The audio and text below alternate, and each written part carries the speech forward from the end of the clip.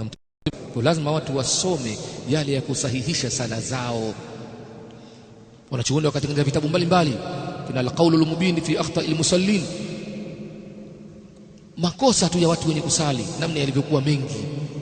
Asome mtu ilmu etilist ya kusahihisha yale makosa yake. Mambo tena mambo ya kutafanya taasub na madhehebu, ukaacha hadithi ya Mtume na maelekezo yake, mtu abadilike. Iko Sheikh Bazimul anasherehesha kitabu cha Sifatu Salah cha Ibn Uthaymeen, akaeleza na hadithi ya Mtume ambayo Mtume akikaa tahiyatu ananyosha kidole, na hapa ndo sehemu ambapo macho yanaangalia wakati wa tahiyatu. Wewe unasubiri ashhadu an la, ndio umebezi huko.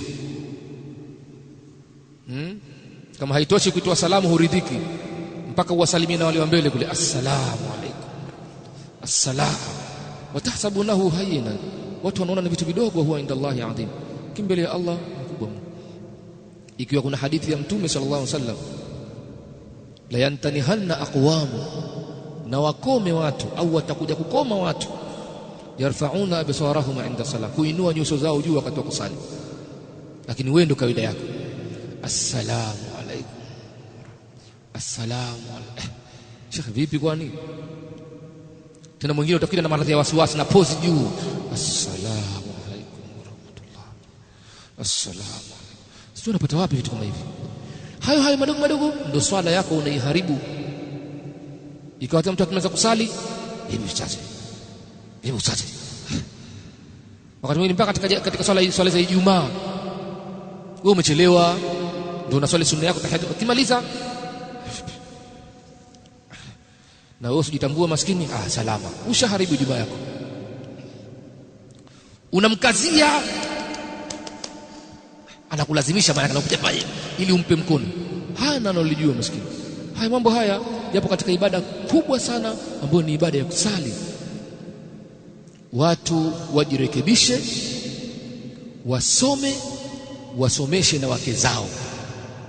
Maana katika watu ambao nao wanaripua swala ni wanawake bwana. Mwanamke anakuambia mume wangu ndo unatoka, hujaniachia pesa, haya nitakuachia.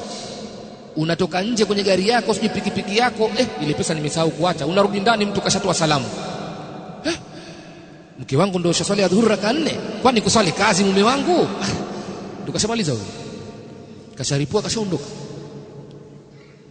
Swala ni kitu kimoja muhimu sana cha kuzingatiwa na kusomwa.